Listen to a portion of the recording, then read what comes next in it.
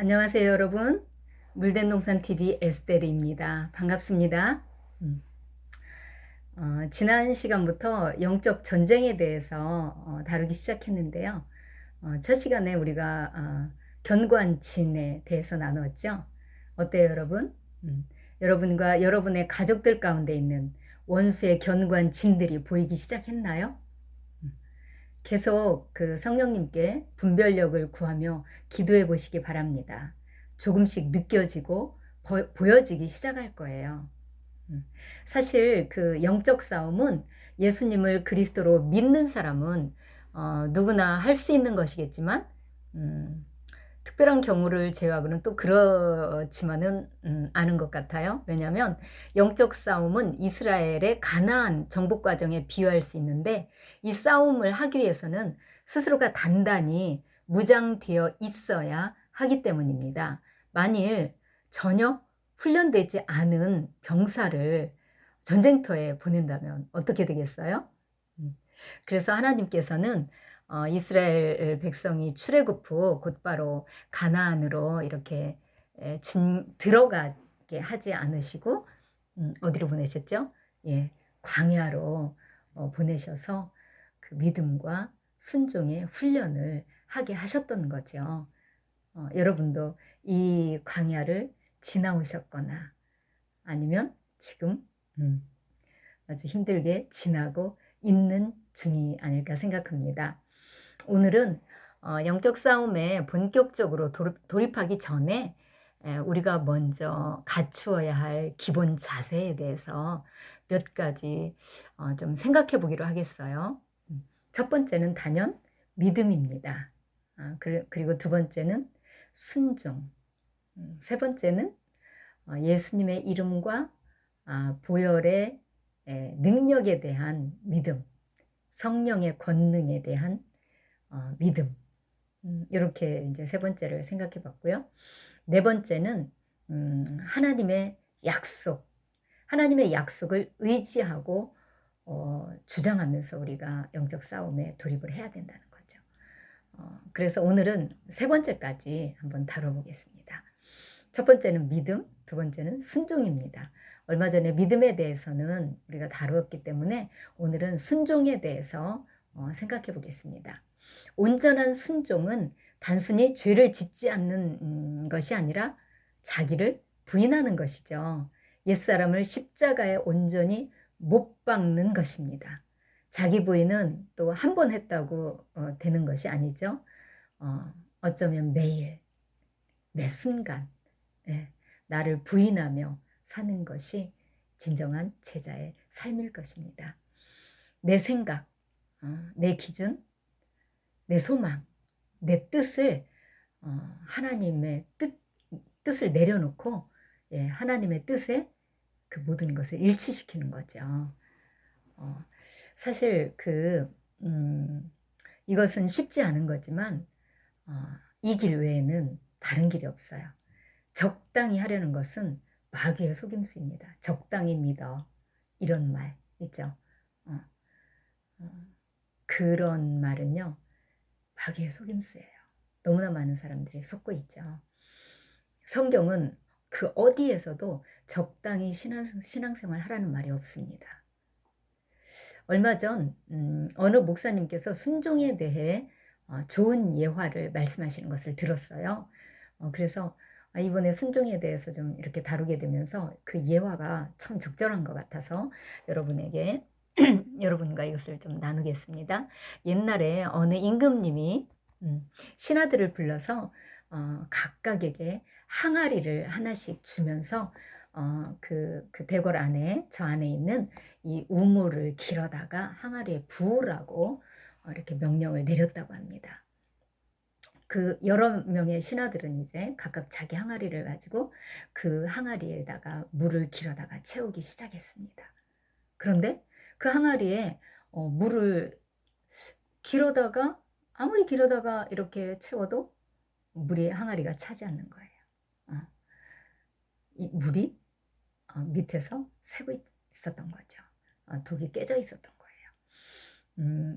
그래서 이제 그것을 알게 된 신하들은 대부분이 어, 이거 밑빠진 독에 물 부으나 마나 얼마 안 있으면 다 빠지는데 계속 물을 길어다 부을 필요가 없겠다. 이제 이렇게 생각하고 하나둘 이제 그걸 포기하는 겁니다. 음, 처음에는 그래도 왕의 명령이니까 하면서 이렇게 했던 사람들도 이제 점점 지쳐서 다 포기해 버리는 거예요. 그런데 유일하게 신하 한 사람은 남아서 계속 그 독에다가 밑빠진 독에다가 물을 갖다 붓는 것입니다. 다른 신하들은 그 신하를 지켜보면서 참 어리석은 사람이네. 저렇게 밑빠진 독에 물을 부어봐야 다 헛수고인데 그러면서 조롱하고 어리석다고 네, 예, 손가락질을 이제 했답니다. 그런데 마지막까지 이렇게 물을 길어다가 붓고 있는 이 신하는 이런 생각을 했겠죠. 우리 임금님이 어리석은 분이 아닌데 우리에게 이렇게 깨진 독에다가 물을 길어다 부라고 하신 데에는 임금님의 마음에 어떤 뜻이 있을 거야.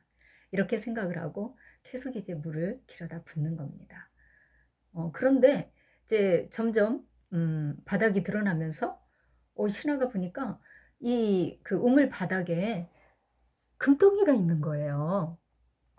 그래서 신하가 그 금덩이를 얼른 이렇게 가져다가 임금님에게 갖다 이제 바치면서 임금님 이 금덩이가 우물 바닥에 있었습니다.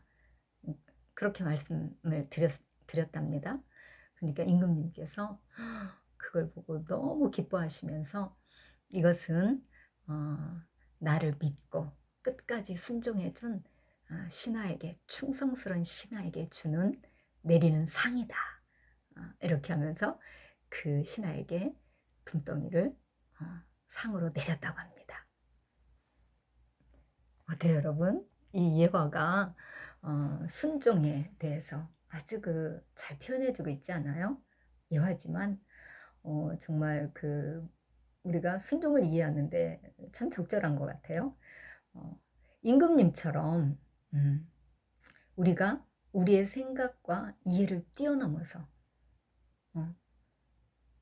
우리가 보기에는 이해할 수 없고 전혀 합리적이어 보이지도 않고 그런 어떤 그 하나님의 말씀에도 우리가 순종하고 또 우리 개인적으로는 참 내가 억울해 보이고 손해보는 것 같고 왜 나한테만 희생하라고 하는 것 같고 그런 좀 받아들이기 어려운 그런 것에 대해서 하나님이 순종을 요구하실 때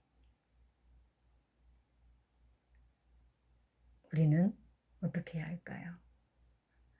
저에게 그런 일들이 많이 있었죠. 때로는 내 주장 내세우면서 하나님 버티기도 하고요. 그런데 정말 하나님은 우리의 이해나 생각이나 지혜를 월등히 뛰어넘으시잖아요.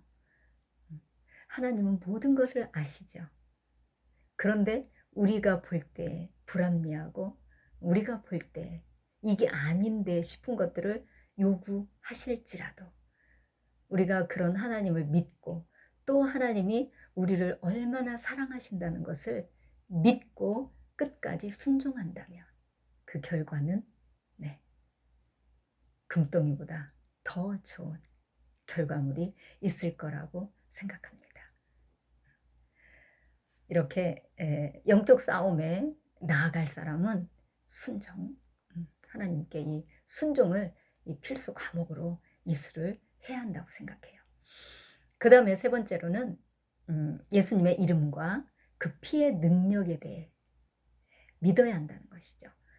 성령님의 권능을 또 의지해야 하는 것이죠. 우리 힘으로 싸우는 게 아니고 성령님의 권능으로 예수님의 이름과 그 보혈의 능력을 의지해서 우리가 싸우는 거니까요. 예수님은 말씀하셨어요. 믿는 자들에게는 이런 표적이 따르리니 곧 그들이 내 이름으로 귀신을 쫓아내며 새 방언을 말하며 또 병도 고치고 예언도 하고 치유도 하고. 그렇죠? 네. 예수님께서는 우리를 구원하시기 위해서 자기의 목숨까지도 버리셨어요. 그리고 하나님께 죽기까지 순종하셔서 이 땅을 다스리는 권세를 받으셨습니다. 이 땅을 다스리는 권세라기보다 왕권을 받으셨어요. 원래 이 왕권은요, 아담에게 있었어요. 그쵸? 아담에게 온 땅을 다스리라, 정복하라. 아담에게 왕권이 있었죠. 그랬는데 아담은 불순종으로 그것을 잃어버렸어요.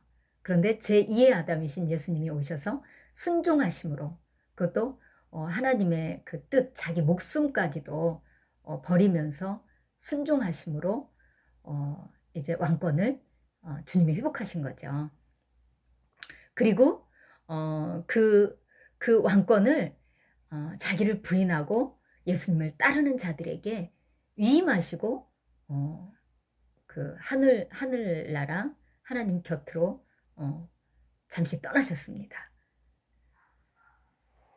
그래서 제자들에게는 예수님의 이름으로 권능을 행하는 능력이 주어진 것이죠.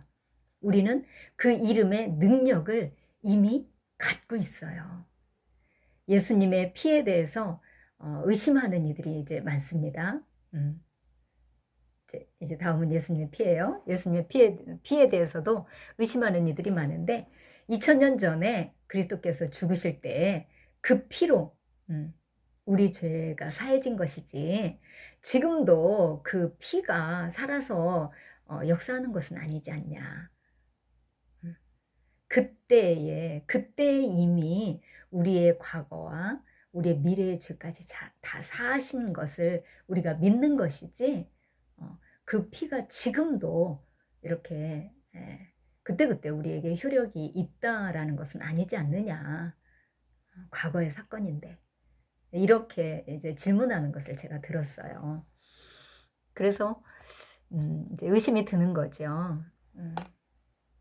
여러분, 예수님의 십자가 사건은요, 과거의 일이 아니에요.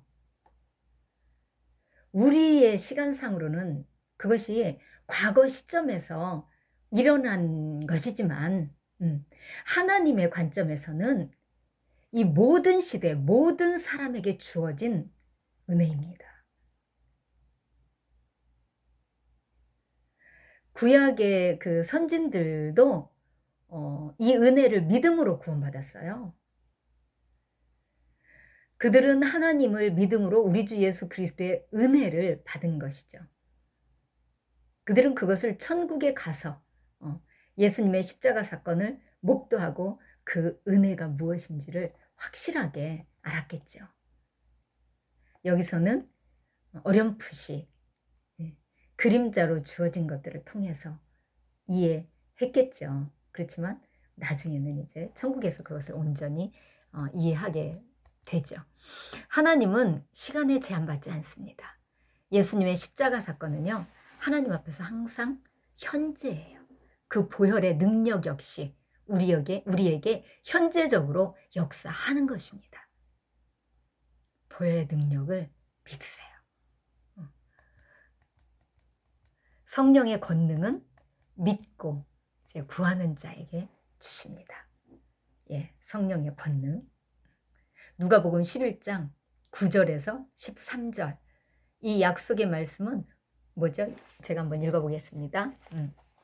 내가 또 너희에게 이르노니 구하라 그러면 너희에게 주실 것이요. 찾으라 그러면 찾아낼 것이요. 문을 두드리라 그러면 너희에게 열릴 것이니 구하는 이마다 받을 것이요 찾는 이는 찾아낼 것이요 두드리는 이에게 열릴 것이니라. 너희 중에 아버지 된 자로서 누가 아들이 생선을 달라 하는데 생선 대신에 뱀을 주며 알을 달라 하는데 전갈을 주겠느냐. 너희가 악할지라도 좋은 것을 자식에게 줄 줄 알거든 하물며 너희 하늘 아버지께서 구하는 자에게 성령을 주시지 않겠느냐 하시니라. 네, 성령은 구하는 자에게 주십니다. 이 하나님의 약속의 말씀을 믿고 구하는 자에게 하나님께서는 성령을 주시겠다고 약속하셨어요. 네.